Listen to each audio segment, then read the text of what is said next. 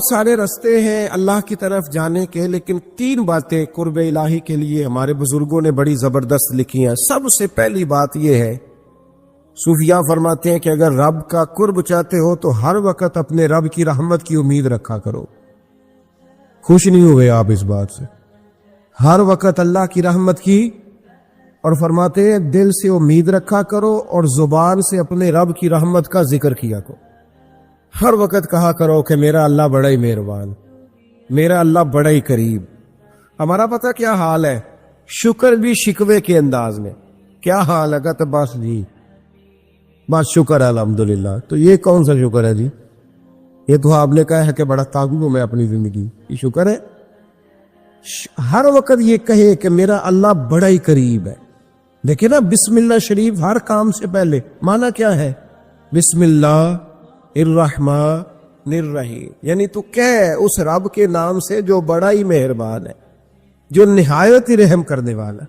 ہر وقت کیا ہے کہ میرا اللہ بڑا مہربان ہے، میرا اللہ بڑا رحم۔ ہر وقت وہ خاص ذوق، وہ درد، وہ شوق، بس تو کہے کہ یار جو اللہ نے مجھے دیا ہے وہ شاید اللہ نے کسی اور کو دیا ہی نہیں۔ تیرا یہ ذوق بنے، تیرے اندر اللہ کی رحمت کے ساتھ خاص تعلق پیدا ہو۔ میرے رسول کریم علیہ السلام ہر مقام پہ اپنے رب کی رحمت کا ذکر فرماتے۔ بات کسی کی ہو رہی ہوتی، حضور چھیڑ اللہ کی رحمت کا ذکر دیتے۔ ایک صحابی چڑیا کے بچے اٹھا کے لے آئے، وہ چڑیا شکایت لے کے آئی اور حضور کے کندھے پہ بیٹھ کر شکایت کرنے لگی کہ حضور آپ کے صحابی نے میرے بچے اٹھا لیے۔ بات تو چڑیا کے بچوں کی ہو رہی تھی نا، تو رسول کریم فرمانے لگے اس کے بچے چھوڑ دو، اور پھر حضور فرمانے لگے دیکھو یہ چڑیا اپنے بچوں سے کتنا پیار کرتی ہے۔ جب چڑیا اتنا پیار کرتی ہے تو رب اپنے بندوں سے کتنا پیار کرتا ہو، اللہ کتنی رحمت والا ہوگا۔ یعنی ہر بات میں رسول کریم نا، ہر بات میں اللہ کی رحمت کا ذکر۔ ایک جنگ کا موقع ہے تو صحابہ کرام علیہم رضوان فرماتے ہیں کہ دوران جنگ ایک عورت کا بچہ کھو گیا، اور بچہ بھی دودھ پیتا تھا۔ دودھ پیتا بچہ کچھ دیر ملے نا تو ماں کی چھاتیوں میں دودھ جوش مارتا ہے۔ دودھ پیتا بچہ کھو گیا تو عورت دیوانوں کی طرح، مجذوبوں کی طرح بچہ تلاش کرتی، میرا بچہ، کبھی ادھر جاتی ہے کبھی ادھر جاتی ہے، ڈھونڈتی ہے، تلاش کرتی، پریشان ہوتی۔ میرے رسول کریم کی نظر پڑ گئی، حضور کی نظر رحمت ہو گئی، تو محبوب فرمانے لگے صحابہ بتاؤ اس کا بچہ ڈھونڈو۔ ایک صحابی کہنے لگے حضور مجھے پتا ہے کہاں ہے، ابھی ملوا دیتا ہوں۔ تو حضور نے فرمایا یہ اپنے بچے سے کتنا پیار کرتی۔ عرض کی حضور نہ کوئی ماپ سکتا ہے، نہ کوئی تول سکتا ہے، نہ کوئی اندازہ کر سکتا ہے۔ حضور کی آنکھوں میں آنسو آ گئے۔ فرمایا ذرا ایک بات تو بتاؤ یا رسول اللہ پوچھئے۔ فرمایا اگر اس کا بچہ اسے مل جائے تو یہ اسے آگ میں ڈالے گی؟ تو صحابہ عرض کرنے لگے حضور ہو ہی نہیں سکتا، یہ تو گرم ہوا نہیں لگنے دے گی۔ تو حضور فرمانے لگے میرا رب اس سے بہت بڑھ کر اپنے بندوں سے محبت کرنے والا، اور اس سے بہت بڑھ کر اپنے بندوں پہ رحم کرنے والا ہے۔ وہ بھی چاہتا نہیں کہ اس کے بندے جہنم میں جائے، وہ بھی چاہتا۔ حضور ہر لمحہ اللہ کی رحمت کا ذکر کرتے ہیں، صبح سے شام تک نا۔ آج آپ نے جمعے سے لے کر تراویح تک، عشاء تک، وہ جو گھٹنا درد کرتا ہے نا اس کو مہربانی کر کے چھوڑ دیں، اور جو بچہ نافرمان ہے اس کو بھول جائیں۔ آج سارا دن نا اللہ کی رحمت کا ذکر کریں کہ اللہ بڑا ہی کریم ہے، اس کے فضل کا ذکر کریں۔ ایک کاروبار ہی نہیں نا چلتا، پیر تو چلتے ہیں نا اللہ کے فضل سے، زبان تو چلتی ہے نا، ہاتھ آنکھیں یہ سارا کچھ چل رہا ہے نا۔ جو شے نہیں نہ چل رہی اس کو آج چھوڑ دے، مہربانی کریں۔ جو ساری چل رہی ہیں اس پر تو اللہ کی رحمت کا اظہار کریں، اس پر تو غور فرمائیں۔ امام غزالی نے بڑی خوبصورت روایت لکھی، حضرت ابو ہریرہ رضی اللہ تعالیٰ عنہ فرماتے ہیں کہ ہم لوگ بیٹھے تھے تو یکا یک ایک دیہاتی عربی آیا، یکا یک اندر داخل ہوا۔ السلام علیکم کہا، بندہ بڑا سادہ تھا، یہ بھی نہیں پوچھا کہ باتیں کیا ہو رہی تھی، کوئی سوال جواب نہیں۔ سلام لینے کے فوراً بعد عرض کرتا یا رسول اللہ ایک مسئلہ پوچھنا تھا۔ کہتے ہم حیران ہو گئے کہ یار پہلے پوچھ تو لے، پہلے کیا بات ہو رہی، آتے ہی اپنی چھیڑ دی ہے۔ ایک مسئلہ پوچھنا تو حضور نے فرمایا پوچھو۔ عرض کرنے لگا حضور یہ بتائے قیامت والے دن حساب کس نے لینا ہے؟ تو محبوب مسکرائے، فرمایا بولے آدمی سادی سی بات ہے، حساب اللہ نے لینا ہے۔ کہتے وہ بات سن کے نا تو چل پڑا, جواب سن کے تو چل پڑا, رکا ہی نہیں. تو حضور نے فرمایا ٹھہر تو جا, پہلے تو آیا ہے, سلام لی ہے, بات بھی کوئی نہیں کرنے دی, دھڑام سے اندر داخل ہوا ہے, اور سوال کا جواب لیا, اور پھر تو نے تبصرہ ہی نہیں کیا تو نکل گیا ہے. یا رسول اللہ حکم کرے. فرمایا کیا پوچھ رہا تھا؟ حضور پوچھا ہے کہ حساب کون لے گا؟ تو حضور فرمانے لگے میں نے بتایا اللہ لے گا, تو بولا کیوں نہیں؟ کہنے لگا یا رسول اللہ بس اتنا ہی پتہ کرنا تھا, اگر اللہ نے حساب لینا تو پھر ہم نے باچی جانا ہے انشاءاللہ. تو پھر باچی جانا ہے. تو حضور فرمانے لگے کس طرح؟ کہنے لگا یا رسول اللہ جب وہ کریم غالب آئے گا نا, جب اس کا غلبہ آئے گا تو وہ بڑا قریب ہے, اس نے معاف ہی کرنا ہے, اس نے معاف ہی کرنا ہے, اس نے کرم ہی کرنا ہے. عدل کرے تے تھر تھر کمبن, عدل کریں تے پھر تھر تھر کمبن اچیاں شانہ والے, تے فضل کریں تے بخشے جاون میرے جے منہ کالے. فرمایا اس نے معاف ہی کرنا ہے. حضرت ابو ہریرہ کہتے ہیں کہ حضور نے فرمایا ٹھیک ہے تو جا. وہ چلا گیا تو حضور رونے لگے. فرماتے ہم نے عرض کی حضور کیا ہوا؟ تو محبوب فرمانے لگے بندہ بڑا سادہ تھا پر بات بڑی کھری کر گیا ہے, بڑی کھری بات کر گیا ہے. کریم جب غالب ہوتا ہے تو معاف ہی فرماتا ہے. تو بھائی سادے لوگوں کو بھی پتا تھا کہ اللہ کی رحمت کی بات, ہمارے گھروں میں, ہماری گفتگو میں, ہمارا ایک دوسرے سے ملنا, ناراض نہ ہونا, مایوسی کی باتیں کرتے, مایوسی. میں انتظار میں ہوں, میں انتظار میں ہوں کہ کوئی بندہ مجھے ملے اور آ کے کہے میں بڑا راضی ہوں, بتائے اللہ کا شکر کیسے کرنا ہے.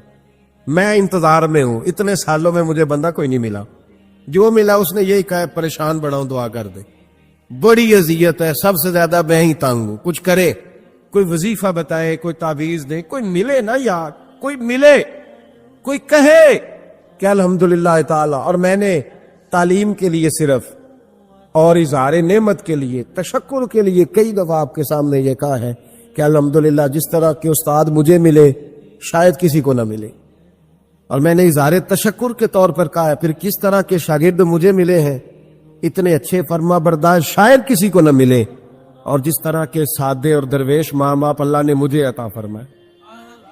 اب تو بڑا تیز لوگوں کا زمانہ ہے نا, شاید کہیں میسر آئے. اور میں کہا کرتا ہوں اتنے فرما بردار مرید بھی نہیں ملتے, لوگ تو کہتے ہیں فرما بردار نہیں ملتے. ہمیں الحمدللہ فرما بردار, تابع دار ہر لحاظ سے اچھے ملے. اس کی وجہ یہ ہے کہ جیسے مرشد اللہ نے ہمیں عطا فرمائے, ایسا کسی کو اللہ نے عطا, تو شکر کرے اللہ کی نعمتوں, شکر کریں. بس جہاں بیٹھیں گے جملے ٹوٹیں گے, جہاں بیٹھیں گے پریشانی. مجھے کچھ بندے ایسے ملتے ہیں دنیا میں جو صرف وہ اکیلے ہی ٹھیک ہے, یعنی ابا جی نے بھی ظلم ہی کیا ساری زندگی, اماں نے بھی ظلم ہی کیا, استاد بھی سارے غلط مل گئے, اور ہر بندہ ہی انہیں, اور پھر بعد میں اولاد ملی تو نافرمان ہی مل گئی. تو میں کہتا ہوں یار یہ ہو نہیں سکتا. ویسے بہرحال چلو اگر تو کہتا ہے تو بات سمجھ میں آتی ہے کہ ہو سکتا ہے کوئی سانحہ ایسا ہو گیا ہو. اللہ کی رحمت کی بات کرے. میرے نبی کریم علیہ السلام نے فرمایا بندہ سادہ تھا پر بات پتے کی کر گیا. یہاں تک لکھا امام صفوری نے کہ قیامت کے دن اللہ ایک بندے کے لیے دوزخ کا حکم دے گا. بندہ جہنم کی طرف جا رہا ہے, فرشتے زنجیریں ڈال کے کھینچ کر لے جا رہے ہیں. بندہ جا رہا ہے دوزخ کی طرف, فرشتے کھینچتے ہیں تو پھر مڑ کے پیچھے دیکھتا ہے. توجہ ہے میری بات پر؟ ادھر دیکھنا ذرا. وہ کئی دفعہ کسی کو کھینچتے ہیں نا تو مڑ مڑ کے پیچھے دیکھتا ہے. چلو آپ کو سمجھاتا ہوں, سمجھ آ جائے گی. وہ جب سکول جانے کو دل نہیں نہ کرتا تھا جی, انتے سلیکشن دینے نا اپنے بچیاں نو, اور بڑا 1.5 گھنٹے کا, بچے ناراض نہ ہو جائے. جب وہ کبھی جس نلائق کا سکول جانے کو دل ہے اور اس کو کھینچتے تھے تو وہ پلٹ پلٹ کے پیچھے جاتا نہیں. اسی طرح مدرسے میں بھی جب آتے ہیں تو کئی بچے ایسے ہوتے ہیں جو آتے نہیں تو کھینچ کھینچ کے نہیں لے جاتے کئی دفعہ. تو جب کھینچ کے فرشتے جہنم کی طرف لے جا رہے ہیں, کھینچتے ہیں تو پلٹ کے پھر پیچھے دیکھتا ہے, پھر فرشتے کھینچتے ہیں پھر پیچھے دیکھتا ہے, پھر فرشتے, ذرا نظارہ دیکھنا, دوزخ کو لے جانے, پلٹ پلٹ کے اللہ کی طرف دیکھتا ہے. دوزخ کا دروازہ آ گیا, پھر پیچھے دیکھ رہا ہے. رب کریم نے فرمایا اسے واپس بلاؤ, رحمت دا دریا الہی, بلاؤ اسے واپس. واپس آیا, اللہ نے فرمایا بتا تو پلٹ پلٹ کے کیا دیکھتا تھا؟ ویسے اللہ کو نہیں پتا کیا دیکھ رہا ہے, کیا دیکھ رہا تھا. تو رو پڑا, عرض کرنے لگا مالک میرا یقین تھا کہ تو بڑا ہی کریم ہے, اللہ میرا ایمان تھا تو بڑا رحیم ہے، اللہ میرا ذہن تھا تو معاف کرنے والا ہے۔ جب فرشتے کھینچتے تھے نا تو شیطان مجھے کہتا تھا اب تو جہنم میں جائے گا، پر میرا یقین کہتا تھا نہیں، رب نے معاف کر دینا ہے، اللہ نے معافی دے دینی ہے، بخشا جاؤں گا۔ پھر شیطان کہتا تھا جب فرشتے کھینچتے تھے، میں کہتا تھا نہیں، معافی مل جائے گی، یا اللہ دوزخ کا دروازہ آ گیا پر میری امید نہیں ٹوٹی، اللہ دروازہ جہنم کا آ گیا پر میری امید نہیں ٹوٹی، اور جب میں نے آخری دفعہ پلٹ کے دیکھا تیری آواز آئی کہ واپس لاؤ، تو میرے اندر سے آواز آئی کہ لے بھئی تیرا یقین جیت گیا ہے، تیرا ایمان جیت گیا ہے، تیرے اندر کی روحانیت کامیاب ہو گئی۔ بندے اور رب کی باتیں ہو رہی ہیں تو فرشتے چپ کر کے کھڑے ہیں، تو رب نے فرمایا تم خاموش کھڑے ہو، عرض کی یا اللہ اب اس کا کرنا کیا ہے؟ فرمایا کرنا کیا ہے؟ جو میری رحمت کی اتنی زیادہ امید رکھے اسے جہنم میں ڈال دوں؟ یہ کیسے ہو سکتا ہے؟ اس کو پکڑو اور میرے فضل کے ساتھ اسے جنت عطا کر دو۔ تو پہلی بات یہ کہ اللہ کی رحمت کی امید رکھیں، صبح سے شام تک کہے الحمدللہ۔ کیا کہے؟ ایک ہوتا ہے تکبر کے طور پر بڑھ کے مارنے کے لیے ذکر کرنا، وہ منع ہے، ڈینگے نہیں مارنی، بلکہ اللہ کی رحمت کا ذکر کرے تشکر کے لب لہجے، تشکر کے لب لہجے۔ ہمارے نا لفظوں سے شکوے چھلکتے ہیں، ہمارے جملوں سے چھلکتا ہے کہ ہم پریشان ہیں، ہماری باتوں سے محسوس ہوتا ہے کہ ہم کسی وجہ سے بڑی تکلیف میں ہیں، اس کو نکال دے۔ جب بندہ اللہ کی رحمت کی امید کرے گا تو اللہ بھی پھر رحمت، فضل اور کرم کے بادل ہی برسائے گا۔ دوسری بات ہمارے بزرگوں نے لکھی ہے، اگر اللہ کے قرب کا رستہ طے کرنا ہے تو وہ اس طرح ملے گا کہ اللہ کے ہر فیصلے پہ راضی ہو جاؤ۔ جہاں اللہ نے مجھے بٹھایا میں راضی ہو جاؤں، جہاں اللہ تبارک و تعالیٰ نے میرے بھائی کو بٹھایا ہے وہاں میرا بھائی راضی ہو، جہاں جہاں اللہ نے ہمیں بٹھایا ہے ہم اس جگہ پہ راضی۔ معاملہ پتہ کیا ہے؟ ہم اپنی مرضی کا فیصلہ چاہتے ہیں، اور مرضی تو اللہ کی چلے گی، مرضی اللہ کی چلے گی۔ میرے رسول کریم علیہ السلام نے صحابہ سے پوچھا تم کون ہو؟ حضور مومن، فرمایا ایمان کی دلیل دو۔ یہ بات مجھ سے کو پوچھے تو شاید میں جھگڑا کروں کہ ایمان کی دلیل۔ حضور نے فرمایا کون ہو؟ یا رسول اللہ مومن۔ فرمایا دلیل دو۔ حضور دلیل ہے ہمارے پاس، دو۔ یا رسول اللہ اللہ نعمت دیتا ہے تو ہم شکر ادا کرتے ہیں، مصیبت ڈالے تو صبر کرتے ہیں، اور جو فیصلہ اللہ ہمارے حق میں کر دے ہم اس پر راضی رہتے ہیں۔ میرے محبوب کا چہرہ خوشی سے کھل اٹھا، فرمایا تمہیں مبارک ہو، تم تو واقعی بڑے پکے مومن ہو، تم مومن ہو، اگر اللہ کے فیصلوں پہ راضی رہتے ہو تو پھر تم۔ حضور فرماتے ہیں کچھ لوگوں کو اللہ قیامت میں بغیر حساب کتاب جنت میں داخل کرے گا، فرشتے پوچھیں گے پل صراط سے ہوا ہے؟ وہ کہیں گے دیکھی نہیں۔ میزان عمل تلوائے؟ وہ کہیں گے دیکھا ہی نہیں۔ کیسے آ گئے؟ تو کہیں گے خدا کے فضل سے آ گئے۔ فرشتے پوچھیں گے تمہارا عمل کیا تھا؟ وہ کہیں گے کچھ بھی نہیں، عام لوگوں کی طرح نماز پڑھتے تھے، روزہ رکھتے تھے، حج فرض ہوا تو کیا، زکوٰۃ اگر ہمارے اوپر لاگو ہوئی تو دی، عام روٹین کے معاملات۔ تو فرمائے اتنی بڑی فضیلت کے بغیر حساب کتاب جنت کوئی تو وجہ ہوگی۔ تو بندے عرض کریں گے وجہ ایک ہی تھی کہ رب جو ہمارے حق میں فیصلہ کرتا تھا ہم اس پر راضی ہو جایا کرتے، ہمیں کوئی شکوہ اس پر رہتا۔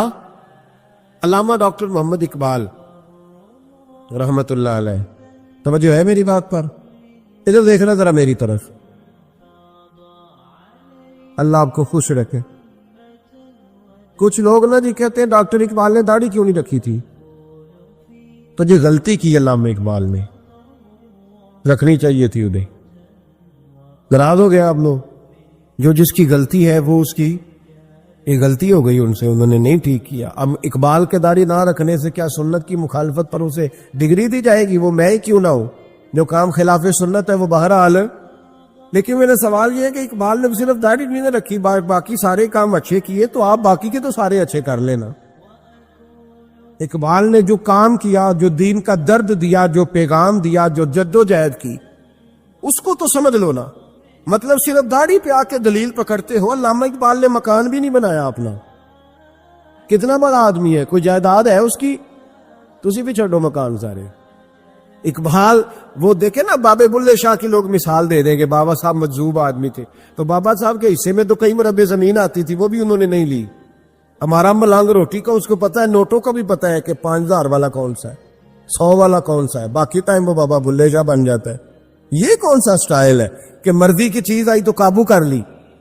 تو ڈاکٹر اقبال نے یہ درست کیا، لیکن اس کے باوجود ہمارا نظریہ ہے کہ اللہ اس کی یہ خطا معاف کرائے گا، پر بندہ بڑا باکمال تھا، یہ بڑی خوبی تھی، اور اس میں بھی کچھ حکمت ہوگی، کچھ باتیں ایسی انہوں نے لکھی ہیں بعض جگہوں پہ، لیکن اقبال کی جو معرفت ہے، جو حسن ہے، جو وقار ہے ان کے لب و لہجے میں، اس کا انکار کیا جا سکتا نہیں۔ ایک تقریر میں کر رہا ہوں، ایک بزرگ کرتے، ہمیں ماحول دیا جاتا ہے، اسٹیج لگا کے، ممبر بٹھا کے، پھول ڈال کے، کھانا کھلا کے، پیار کر کے۔ ایک وقت وہ تھا جب اظہار اسلام، خالی اظہار اسلام بڑا مشکل تھا، اور ابلاغ اسلام، ترویج اسلام، یہ تو کٹھن مرحلہ تھا۔ لیکن صحابہ کو چونکہ ناز تھا نا کہ ہم نبی پاک کے غلام ہیں، کسی جگہ جھجک کر بات نہیں کرتے تھے، ڈر کر بات نہیں کرتے تھے، ان کے لہجے وہ دفاعی محاذ پر نہیں کھڑے ہوتے تھے، صفائیاں نہیں پیش کر رہے ہوتے، ان کا لہجہ اس طرح کا ہوتا تھا کہ سامنے والا مرعوب ہو جاتا تھا۔ نبی پاک صلی اللہ تعالی وسلم ابھی مکہ شریف میں تشریف فرمائے، حضور مدینہ طیبہ نہیں گئے، ایک گاؤں پر بھی بظاہر اسلام کی حکومت نہیں، صحابہ بعض زیادہ تکلیف میں آ گئے تو حبشہ کی جانب ہجرت کی اجازت مل گئی، صحابہ چلے گئے۔ اب وہاں جب ایک قافلہ پہنچ گیا، حضرت جعفر طیار رضی اللہ تعالیٰ عنہ ہیں، سیدنا عثمان غنی رضی اللہ تعالیٰ عنہ، اور بھی کئی لوگ ہیں، پہنچ گئے۔ حضرت خالد بن سعید بن عاص رضی اللہ تعالیٰ عنہ ایک بڑے معروف صحابی تھے، وہ کہتے میں بھی موجود تھا۔ اب یہاں سے ان لوگوں نے نا وہاں بندے بھیجے، قریش مکہ نے، کہ ہمارے کچھ لوگ آگے، انہوں نے بھی ایک کہانی یاد کی ہوئی تھی، ہر بندے نے اپنے آپ میں کہانی یاد کی ہوتی ہے، ہر بندے نے، انہوں نے بھی ایک کہانی یاد کی تھی، دیکھو جی ہمارے بڑوں کو وہ گمراہ کہتے ہیں تمہارا دادا بت پوجتا تھا، گمراہ تھا، ہمارے نانا کو برا کہتے ہیں، وہ دیکھو جی انہوں نے ایک بھائی کو کلمہ پڑھا دیا ہے، ایک بھائی ابھی بتوں کی طرف سے گھر میں لڑائی شروع ہو گئی، وہ کہتے تھے دیکھو جی عجیب بات ہے نا کہ ہم نے غلام خریدے، اتنے پیسے خرچ کیے، آپ نے بھی یہاں ملازم رکھے ہوئے، تو انہوں نے تو ہمارے غلاموں کو ہمارے خلاف کر دیا ہے، وہ تو کہتے ہیں یہ تمہارے بھائی ہیں، جس طرح کا خود کھانا انہیں بھی کھلانا ہے، تو نظام کیسے چلے گا؟ بہت بڑا بزنس تھا، غلام رکھنا ایک باقاعدہ کاروبار تھا۔ یہ ساری کہانی جا کے انہوں نے بادشاہ کو بھی سنائی، نجاشی کو۔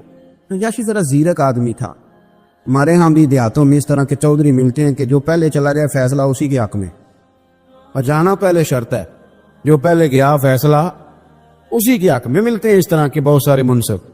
تو نجاشی کہنے لگا میں اس طرح کا نہیں ہوں، تم نے بات سنائی ہے میں ان کی بھی سنوں گا۔ وہ عیسائی راہب جو بیٹھے تھے نا، انہوں نے بڑی تعصب والی گفتگو کی کہ بادشاہ وہ ادھر آ گئے ہمارے ملک میں آ کے وہ اسلام کی بات کرتے ہیں۔ انہوں نے بھی پوری کہانی بنائی، پیغام چلا گیا، یہ نوجوان دوست میری بات پر غور کریں، کچی کچی باتیں، امیگریشن کا ٹائم آ گیا تو جب آپ وہاں گفتگو کر رہے ہیں اسلام کے بارے میں تو آپ کے جملے تھکے تھکے سے، آپ کی باتیں کچی۔ آپ جب یورپ کا ویزا اپلائی کر رہے ہیں تو وہاں جب آپ سے سوالات ہو رہے ہیں تو آپ کے جملوں میں کمزوری، صرف یہ کہ تھوڑا سا مستقبل مالی طور پر مضبوط کرنے کے لیے، اے طائر لاہوتی اس رزق سے موت اچھی جس رزق سے آتی ہو پرواز میں کوتاہی۔ عزیز دوست، حضرت جعفر طیار پیغام گیا، جناب خالد بن سعید بن عاص رضی اللہ تعالیٰ عنہ فرماتے ہیں ہمارا مشورہ ہونے لگا کہ وہاں جا کے بات کیا کرنی ہے۔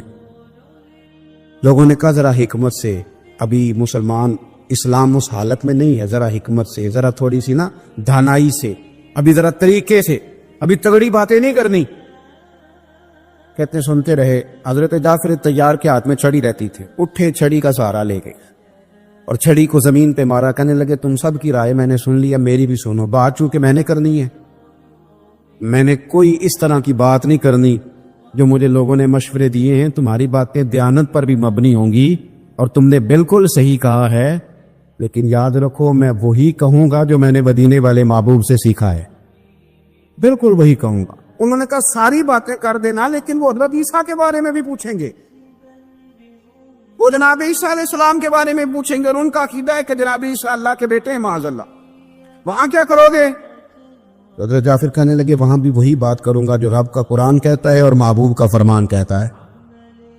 سچی بات، جن نظریے کی لوگ زندہ ہی دنیا میں وہ رہتے ہیں جن کا کوئی نظریہ ہوتا ہے، جو ہوا کی طرح کبھی ادھر گئے اور کبھی ادھر گئے رخ دیکھا آج کل ماحول کس طرح کا ہے تو وہی بات چھیڑ دی. وہ لوگ نظریاتی طور پر زندہ نہیں رہتے, وہ تو ہوا کے دوش میں ہیں, جدھر کی چلے گی چلے گی. حضرت جعفر طیار کہتے ہیں دربار میں پہنچے, وہ لوگ بھی بیٹھے تھے, ہم نے ماحول سارا بھانپ لیا. بادشاہ نے دین کے بارے میں سوالات کیے, میں نے حرف بحرف وہی بتایا جو نبی کریم نے فرمایا تھا. انہوں نے شرارت کی, کہنے لگے ان سے پوچھیں جناب عیسیٰ کے بارے میں نظریہ کیا ہے, بات کریں. او میرے بھائیوں, میں مسجد میں تقریر کر رہا ہوں, میں ٹھنڈے ماحول میں بیٹھا ہوں, میں صاف لباس پہن کے آیا ہوں, کوئی شخص ایسا نہیں ہے جو گھور کے میری بات سننے والا ہو. لیکن ذرا لمحہ تو دیکھیں نا, جب آپ نے ایمان کا ذائقہ لینا ہے تو پھر اس کے لیے کچھ نظریاتی بھی بننا پڑتا ہے, اس کے لیے پھر آپ کو فکری طور پر مضبوط ہونا پڑتا ہے. خدا نے جو آپ کو ایمان کی قوت دی ہے اس قوت کو سمجھنا پڑتا ہے, اپنے آپ پر تھوڑا غور کرنا پڑتا ہے. حضرت جعفر طیار کہتے ہم نکلے, ہمیں دوبارہ بلایا گیا, ہم سمجھ گئے کہ اب پہ شرارت ہوئی ہے. کہتے جب پہنچے تو بادشاہ کہنے لگا تمہارا جناب عیسیٰ علیہ السلام کے بارے میں نظریہ کیا ہے. اب دربار بڑا ہوا ہے, عیسائی راہب بھی بیٹھے ہیں, علاقہ بھی ان کا, ملک بھی ان کا, حکومت بھی ان کی, ہم مہاجر ہیں, اور بات بالکل ان کے نظریے کے خلاف کرنی ہے, اس مسلمان ہونے کا اعلان کرنا ہے. کہتے چھڑی میرے ہاتھ میں تھی, میں نے ایک دفعہ اٹھا کے پھر زمین پہ رکھی, یعنی کہ بادشاہ سونا ہمارا نظریہ کیا ہے. محمد عیسیٰ علیہ السلام کو اللہ کا بیٹا نہیں مانتے, ہمیں ہمارے محبوب نے فرمایا وہ اللہ کے بندے اور رسول ہے, جو کواری پاک مریم کے بطن سے بغیر باپ کے اللہ کی قدرت سے پیدا ہوئے ہیں. کہتے ہیں جب میں نے گفتگو سمیٹی, بات ختم کی تو میں نے چہرے پڑے, کوئی دانت پیس رہا تھا, کوئی زبان چبا رہا تھا. لوگوں کا خیال تھا کہ بادشاہ اشارہ کرے تو ہم ان پر چڑھ دوڑیں, لیکن میں سچی بات کر کے اتنا مطمئن تھا, میرا کلیجہ اتنا ٹھنڈا تھا, او کچا رنگ للاری والا جڑا چڑھدا تے لیندا رہندا, اے عشق تیرے دا رنگ محمد چڑھ جائے پھر نہیں لیندا. فرماتے میں پورا مطمئن تھا کہ میں نے سچی بات کی ہے, میں نے نظریے کا اظہار کیا, میں مضبوط تھا. کہتے ہیں بادشاہ نے نا میری بات سنی, ہم مجمع پہ سناٹا ہے, کوئی بول نہیں رہا کہ بادشاہ کوئی بات کرے تو پھر ہم اس پر حاشیہ چڑھائیں. بادشاہ نے کوئی تنکا اٹھایا, چونکہ انجیل پڑا ہوا تھا تو رات جانتا تھا, تنکا اٹھایا, کہنے لگا جو تم نے کہا ہے نا جناب عیسیٰ علیہ السلام نہ ایک تنکا زیادہ ہے نہ ایک دن کا کم ہے, نظریہ یہی حق ہے جو تم نے کہا. حضرت جعفر طیار کہتے ہیں اس نے تھپکی دے کے کہا جہاں تمہارا دل کرے رہو, تم تو بڑے پکے نظریے کے لوگ ہو. فرماتے اس دربار سے ہم یوں نکل رہے تھے کہ جس طرح خدا نے اپنی رحمتوں کا حصار ہمارے گرد باندھ دیا ہے, آپ اگر محبت کریں گے اپنے دین کے ساتھ, رسول پاک کی ذات کے ساتھ, اگر آپ کا پیار ہو جائے, اور پیار اس طرح کا نہ ہو جس طرح ہماری محفل کا رواج بن گیا ہے. مطلب بعض اوقات بعض چیزیں طبیعت پر بوجھ بنتی ہیں. وہ نقیب صاحب, وہ نعت خان صاحب جو تھوڑی دیر پہلے کہہ رہے تھے اونچا پڑھو, تمہارا مزہ نہیں آ رہا, تم ذوق والے نہیں ہو, اوہو. کئی دفعہ کہنے کو دل کرتا ہے کہ تسی جناب کچھ لینا ہے, سارے مفت آئے جڑے اگے بیٹھے تھے, اے فری جے سارے. اور دوسری بات یہ کہ آپ جب خوب نعت پڑھ کے بیٹھے ہیں پیچھے تو آپ نے تو موبائل کھول لیا ہے, آپ تو کسی کے ساتھ مل کے نہیں پڑھ رہے. یہ محبت رسول تسلیم کر رہے ہیں آپ, کہ آپ جن لوگوں کو آپ نے ادب دینا تھا ان پر ہی آپ تو من ڈھکے جا رہے. آپ کا لہجہ خلوص والا ہو. اسلام تبلیغ کی بات کرتا ہے, اور جو تبلیغ والا ہوتا ہے وہ مبلغ ہوتا ہے, اور مبلغ دائی ہوتا ہے, اور دائی دعوت دیتا ہے, اور جو دعوت دیتے ہیں وہ اپیل کے انداز میں دعوت دیتے ہیں. دعوت کے لیے درد ہی تو شرط ہے. میرے دوستو یاد رکھو, جب محبت ہوگی, جب آپ پیار کریں گے تو پھر نہ کتاب بوجھ ہے, نہ آپ کے لیے درود پاک پڑھنا مشکل ہے, نہ آپ کے لیے کوئی سفر مشکل ہے. پھر تو محسوس ہوتا ہے کہ رستے لمبے تھے پر محبت نے جلدی ختم کر دی. پھر تو محسوس ہوتا ہے کہ دنیا بڑی تھی لیکن محبوب کی محبت نے سمیٹ کے رکھ دیا. عزیز دوست, پیار ہو جاتا ہے نا کسی شخص کے ساتھ تو آسان ہو جاتا ہے معاملہ. کئی لوگوں سے ہماری لڑائی ہوتی ہے, جھگڑا ہوتا ہے, بچپن میں, لڑکپن میں, اسکول دور میں بڑا لوگوں کو مارتے ہیں. بلکہ کئی دفعہ تو یوں بھی ہوتا ہے کہ دوستوں کے ساتھ جاتے ہیں کسی کو مارنے, ہمارا کوئی ذاتی جھگڑا نہیں ہوتا. بڑے معاملات ہوتے ہیں, انسان کمزور نہیں پڑتا. لیکن پھر وہی شخص ہے, اس کے گھر میں بیٹا ہوتا ہے, بیٹے نے بڑی سخت غلطی کی ہے, گمبھیر قسم کی. یہ شخص جو بچپن میں لڑاکا معروف تھا, لڑائی والا تھا. اس نے شدید اور بہت بڑی غلطی پر بیٹے کو 2 تھپڑ مارے ہیں. 2 تھپڑ مار کے تو خود ساتھ والے کمرے میں جا کے رونا شروع کر دیا. بھئی اب تجھے کیا ہوا ہے؟ وہ کہتا ہے پہلے بھی میں لوگوں سے لڑتا تھا پر اب اس کو تھپڑ نہیں لگے, اب تو میرے سینے پہ لگے. وہ بچی جو کل اعتراض کرتی تھی کہ فلانے کے گھر میں گئی تھی, صفائی نہیں کرتے رہی, ان کے بچے نے پیشاب کیا ہوگا. دیکھو جی, وہ صفائی نہیں کرتے, انہیں پتہ ہی کوئی نہیں. مجھے گھن آئی ہے, مجھے تو کہہ آنے لگی تھی, فلاں کے گھر گئی تھی, پڑھی لکھی ہے, مالدار گھرانے, اعتراض کر رہی ہے. لیکن پھر رب نے اسے بیٹا دیا. اس کے بیٹے نے اس کی گود میں پیشاب کیا. اب بھی ذرا پوچھنا گھن آتی ہے؟ اب بھی پوچھنا کہہ آتی ہے؟ وہ کہتی ہے نہیں اب نہیں آتی. اس نے کہا تھا عشق ایک ڈھونگ ہے, اور میں نے کہا تجھے عشق ہو خدا کرے, پھر کوئی تجھے اس سے جدا کرے. میرے بھائی, اس نے کہا تھا عشق ایک ڈھونگ ہے, اور میں نے کہا تجھے عشق ہو خدا کرے, پھر کوئی تجھے اس سے جدا کرے, پھر تو گلی گلی پھرا کرے, پھر تو اسے تسبیحوں پہ پڑھا کرے, پھر تو اسی کا نام جپا کرے, پھر میں کہوں کہ عشق ایک ڈھونگ ہے اور تو نہیں کہا کرے. جب تک پیار نہیں نہ ہوتا, یہ اتنی دیر تک ساری باتیں ہیں جب تک محبت نہیں ہوتی. روز پرچی آتی ہے کہ کیا واقعی صحابہ حضور کا لعاب دہن چہروں پہ ملتے تھے. بھئی آپ خشک ہیں, آپ کو سبق کچھ اور پڑھایا گیا, اور کچھ آپ کو اسباق دیے گئے ہیں, آپ کا وہ لہجہ نہیں, آپ اس عنوان کو بھی سمجھ نہیں سکتے. آپ کو کوئی دلیل دی بھی جائے گی تو ابھی آپ کا آزما برداشت کرنے کے قابل نہیں ہے. میرے عزیز, جب پیار ہو جاتا ہے, حضرت عتبہ رضی اللہ تعالیٰ عنہ فرماتے کہ نبی پاک صلی اللہ تعالیٰ علیہ وسلم تشریف فرماتے, ایک غریب سے آپ ہی نے حضور کی زیارت کی. حضور کا چہرہ دیکھ کے عرض کرنے لگے حضور میں قربان جاؤں, چہرے پہ کچھ بظاہر نکاہت محسوس ہوتی ہے. تو محبوب فرمانے لگے میں نے 2-4 دن سے کھانا نہیں کھایا. غریبی حضور کی پسند ہے, مجبوری نہیں. فرماتے ہیں میرے ہاتھ میں تو اللہ تعالیٰ نے خزانوں کی کنجیاں رکھ دی ہیں. یہ حضور کی چاہت ہے. سادہ مکان نبی پاک کی چاہت ہے. یہ پیوند والے کپڑے یہ حضور کی پسند ہے. ایک وقت آتا ہے, میں نے کچھ لوگ دیکھے ہیں کہ ٹائم آتا ہے کہ پھر وہ نا ان کپڑوں کی داستان سے, یہ موبائل دکھانے کے شوق سے, یہ گاڑی, یہ اس سے پھر اوپر اٹھ جاتے ہیں. پھر وہ اس رستے پہ پہنچ جاتے ہیں کہ ان چیزوں کا خیال نہیں رہتا, یہاں سے اوپر چلی جاتی ہے بات. پھر وہ سمجھتے ہیں کہ اب ورنہ تو آپ کو پتہ ہے کچھ جوان ایسے ہوتے ہیں جو بیچارے آئینے کی بڑی منت کرتے ہیں کہ میں بڑی دیر سے کھڑا ہوں, تھوڑا سا جھوٹ بول دے کہ میں ٹھیک لگ رہا ہوں, اتنا تو ٹائم ہو گیا مجھے. پلٹ پلٹ کے دیکھتے ہیں, حالانکہ آئینہ بڑا ہی انسان کا خیر خواہ ہوتا ہے. اتنی سی بھی مٹی لگی ہو تو بتا دیتا ہے, اور اس کا شکریہ ادا کر کے لوگ چہرہ صاف کر لیتے ہیں. آئینے کا شکریہ ادا کرتے ہیں, پر اگر ابا جی بتا دینا کہ یہ غلطی ہے تو ناراض ہو جاتے ہیں. اس وقت بھی جلدی سے صاف کرنی چاہیے. آپ کو آئینہ دکھایا گیا ہے کہ بھئی یہاں کمزوری ہے, اس کو دور کر لیں. وہ صحابی حضور کی بارگاہ میں عرض کرتے ہیں یا رسول اللہ, نکاح دیکھ رہا ہوں. فرمایا کھانا نہیں کھایا 3-4 دن سے. دوڑے گئے گھر والوں سے پوچھا کچھ ہے؟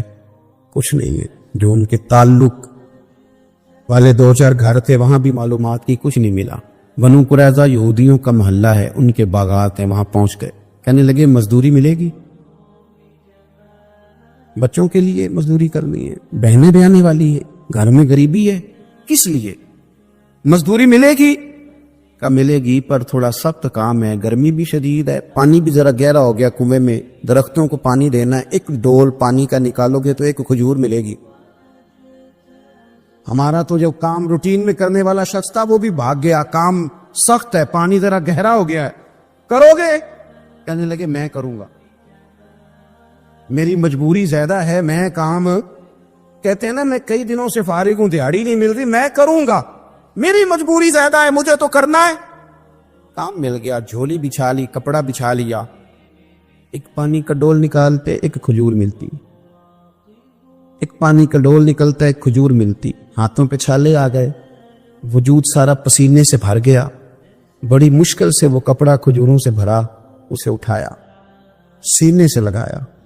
کئی دنوں کے بعد تنخواہ ملنے پر باپ جب پھل خرید رہا ہوتا ہے نا, اس کی کیفیت دیکھنے والی ہوتی ہے. وہ اٹھایا, سارا کچھ سینے سے لگایا, اور لا کے جب حضور کی بارگاہ میں پیش کیا نا, تو کریم نے کھجور اٹھائی, منہ میں رکھی, آنسو آ گئے آنکھوں میں. فرمایا کس نے مجبور کیا تجھے؟ یہ تیرے ہاتھوں پہ چھالے ہیں, یہ تیرا وجود سارا پسینے میں لت پت ہے, کس نے مجبور کیا؟